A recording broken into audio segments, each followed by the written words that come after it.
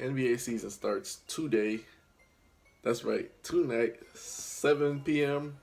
Cavs, Celtics, Warriors, Houston Rockets. Before we start the season, I'm just going to go ahead and let you know my NBA 2017-2018 predictions for this year. What's going to happen? Why is it going to happen? Who's it going to happen to? Number one, we're going to talk about Sixth Man of the Year. Sixth Man of the Year has been an award, usually goes to Jamal Crawford. But now I think we're going to have a new person that gets the Sixth Man of the Year. And that person is going to be J.R. Smith. J.R. Smith is pissed that he got sent to the bench.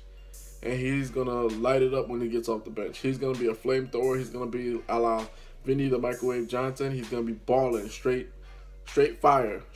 Plus he's playing against second unit players. He's not playing against starters. So he's going to be able to get off his shot a lot more. And I think they're in the Cleveland Cavaliers scheme, they're gonna have Dwayne Wade and J.R. Smith play almost equal minutes, maybe 24 and 24 or so. But J.R. Smith's also gonna have a chance to run some offense with the second unit. Show that he's also a playmaker, which he said it to LeBron. I'm a playmaker too. So that being said, I got J.R. Smith as Sixth Man of the Year. Defensive Player of the Year. I do not want to see Kawhi Leonard. I do not want to see Draymond Green. This year, Defensive Player of the Year is going to have to be a big. And when I think about all the players that are playing today that are great bigs that could play great defense, I'm going to have to go with DeAndre Jordan.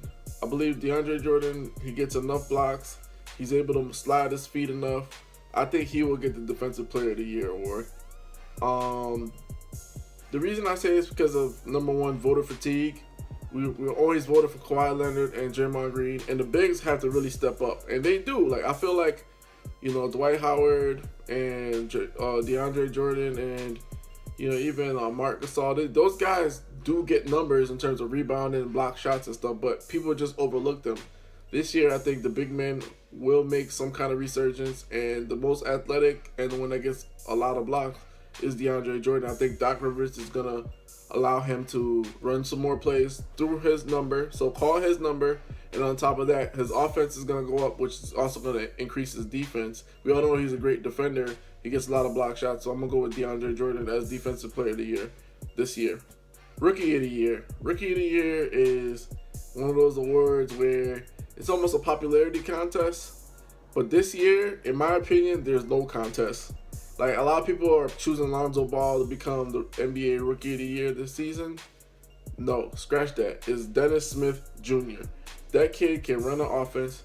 That kid played at NC State where he wasn't surrounded by a whole bunch of, A-listers in the D1 division. So, that being said, he knows how to do everything. He plays defense. He can score. He can assist.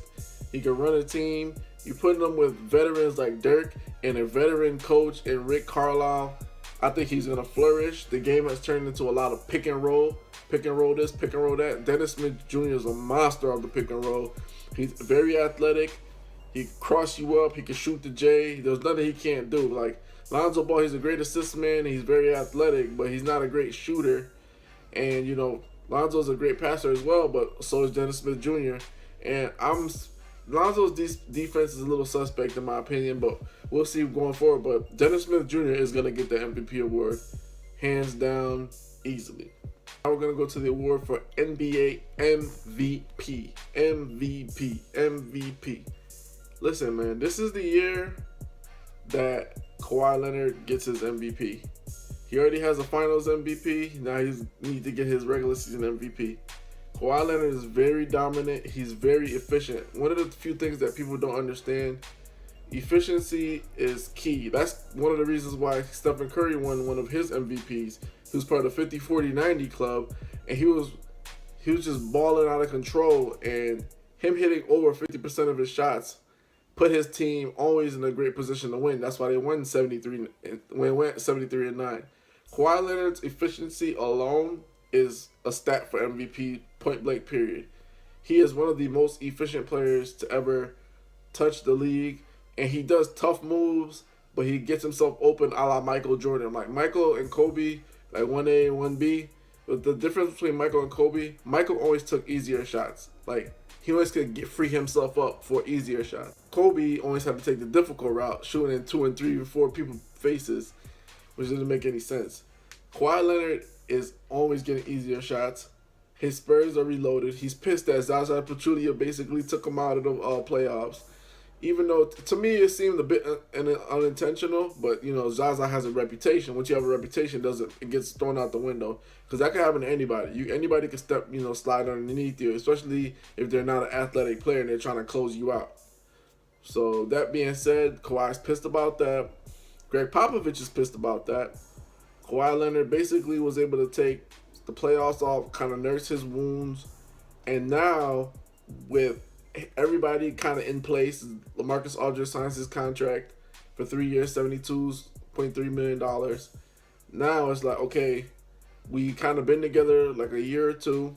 We know what we're expecting of each other. Kawhi is going to be beastly. He's going to be straight beastly. He's already, last season he went to Cleveland and killed them. He went to Golden State and, you know, blew them up by 20 the first game of the season. And in the playoffs, they had Golden State down like 25.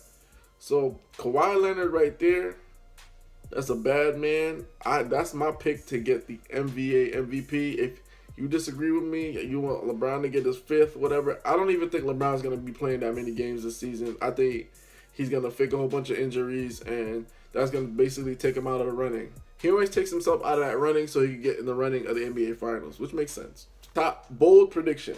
My bold prediction. Bold prediction for this year is that the Boston Celtics will come out of the East this season.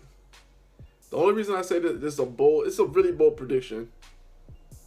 The only reason I say this is because Kyrie Irving has been seen as not a playmaker. He's seen as like some kind of pariah. Like he can't do anything without LeBron James. He can't win without.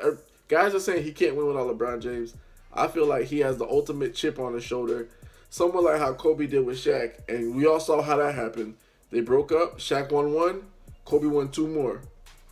That being said, I feel like Kyrie Irving will find a way to get the Celtics to the Eastern Conference Finals. The Celtics youth will overpower the Cavs, and the Cavs will fold. And I think it'll be like a 7-game series. 7-game series in favor of Boston. Even though the Cavs are better on paper, I feel like 6 new faces, you can't make it to the finals. Like 1 or 2 new faces, I feel like you could go to the finals. 6 new faces, you can't do it. You could get if you get there, you're gonna get mollywopped. Because it takes a while to gel. Even with the whole Kevin Durant going to the Warriors, that could have went almost 100% wrong because, you know, it took a while for them to gel. They sometimes down the road they struggled when KD got hurt. That's when everything kind of clicked. They got their identity back, and then when he came back in, it was even better. That being said, my bold prediction, Kyrie Irving gets to the NBA Finals with the Celtics. Last but not least, NBA champion. My NBA champion is going to be the Golden State Warriors. Steve Kerr said a few things that really had me going. They haven't even gotten into their 3rd and 4th progressions in their offense. Like they're not even there yet. They're not even where they need to be in their offense yet. So their offense is gonna get better. KD's getting better. Steph is better. Klay Thompson is better. They're all in their prime. They will run you out of the gym every single time. They can shoot you out of the gym every single time. Can't zone them. You think you could pound them inside. The KD's length, everybody has length from the top to the wings. They are going to be a formidable force. And I see them slowing down this season. I don't think they're going to go for 60 wins. I think they're just going to go for number 1, like 59, 57 wins, whatever it takes. Then rest up the rest of the season. And I think they're going to really go for the gusto this playoffs. I think they're going to try to go undefeated in the playoffs. I think they might try. I don't think it's a factor, but I see them really. What they did last year was 16-1, impressive. This year is going to be mind-blowing. It's going to be mind-boggling. It's going to be crazy. None of the guys that are going to be going for any awards. It's going to be centered on team play. They got better. Cavs got better, but Warriors got better, and that's what's scary. They got better. It's not like they sat down and they got Nick Young, Caspi, guys that can shoot threes off the bench. Their bench before didn't have great 3-point shooters. Now, come on. It's a wrap. It's a Rizzy. This is Vladimir Hoops Junction. Hoops Me Tupla. Peace.